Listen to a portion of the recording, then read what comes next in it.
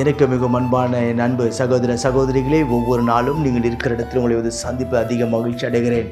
கர்த்தர் இந்த நாளை நமக்கு ஆசீர்வாதமாக்கி தரும்படிக்கு கர்த்தர் நமக்கு கொடுத்திருக்கிற வாக்கு தத்தம் என்ன என்று பார்ப்போம். அது லேவியராகமம் 22வது அதிகாரம் 9வது வசனம் என்ன சொல்லுகிறது?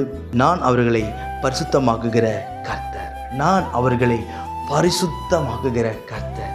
இன்றைக்கு பரிசுத்தம் வேணும் என்று சொல்லி சில நதிகளை தேடியெல்லாம் ஓடுகிறார்கள், சில பிராயச்சித்தங்களை செய்கிறார்கள். இதை செய்தால் எனக்கு மோட்சம் கிடைக்கும், இதை செய்தால் எனக்கு மோட்சம் கிடைக்கும் என்று சொல்லி எங்கும் அங்குமாய் அலைந்து திரிகிறார்கள். ஆனால் கர்த்தர் நம்மை பரிசுத்தமாக்குகிற கர்த்தர், அவர் சொல்லுகிறார், நான் உன்னை பரிசுத்தமாக்குவேன் என்று சொல்லி அவருடைய வெளியேறப்பெற்ற இரத்தத்தினால் நம்முடைய பாவங்களை கழுவி நம்மை பரிசுத்தமாக்க அவர் போதுமானவராய் இருக்கிறார். இந்த உலகத்தின் காரியங்களை நம்மை தொடாதபடிக்கு நம்மை பாதுகாக்க அவர் போதுமானவராய் இருக்கிறார். எல்லா தடைகளையும் நீக்க அவர் போதுமானவராய் இருக்கிறார். நம் விரும்புகிற விருப்பங்களை எல்லாவற்றையும் நிறைவேற்ற கர்த்தர் போதுமானவராய் இருக்கிறார். பிரியமானவர்களை, நான் அவர்களை பரிசுத்தமாக்குகிற கர்த்தர் என்று கர்த்தர் தன்னை அறிமுகப்படுத்துகிறார்.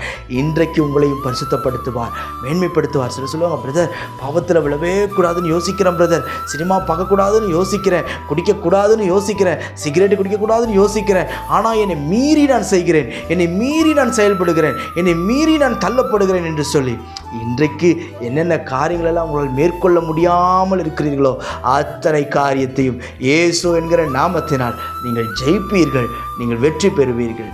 ஏன் கர்த்தர் நமக்கு பரிசுத்தத்தை கட்டளையிடுகிறார்? ஏன் நம்மை பரிசுத்தமாய் நடத்துகிறார்? எது நம்மை பரிசுத்தமாய் நடத்தப் போகிறது? நன்றாய் கவனியுங்கள். எது நம்மை பாதுகாக்கும் என்று வேதம் சொல்லுகிறது. லேவியராகமம் 29 சொல்லுகிறது, என் கட்டளைகளை காக்க கடவர்கள், என் கட்டளைகளை காக்க கடவர்கள். நம்ம எந்த அளவுக்கு கர்த்தருடைய வார்த்தையை நேசித்து அந்த வார்த்தையின்படி நம்முடைய வாழ்க்கையை நாம் காத்து கொள்கிறோமோ கர்த்தர் நம்மை பரிசுத்தமாக்க அவர் போதுமானவராயிருக்கிறார். நீங்கள் எந்த ஊரில் இருந்தாலும் சரி, எந்த இடத்தில் இருந்தாலும் சரி, இதை செய்யலாம் அதை செய்யலாம் என்று யோசித்து கொண்டிருந்தாலும் சரி, இன்றைக்கு தேவ சமூகம் உட்கார்ந்திருங்கள், வேதத்தை திறந்து வாசியுங்கள். அவருடைய வார்த்தை உங்களை பரிசுத்தமாக்கும், மேன்மைப்படுத்தும், கனப்படுத்தும். நான் உங்களுக்கு ஜெபிக்கட்டும். பரலோக பிதாவே, இந்த வார்த்தையெல்லாம் கேட்கிற உங்கள் சகோதர சகோதரிகள் ஒவ்வொருவரையும் ஆசீர்வதி பலப்படுத்து சுவாமி. கிருபை சூழ்ந்திருக்கட்டும். உன்னதமான தேவனுடைய பலன் என் பிள்ளைகள் ஒவ்வொருடைய வாழ்க்கையும் அலங்கரிக்கட்டும், அலங்கரிக்கட்டும். தடைகளை நீக்கும், அற்புதங்களை செய்யும்.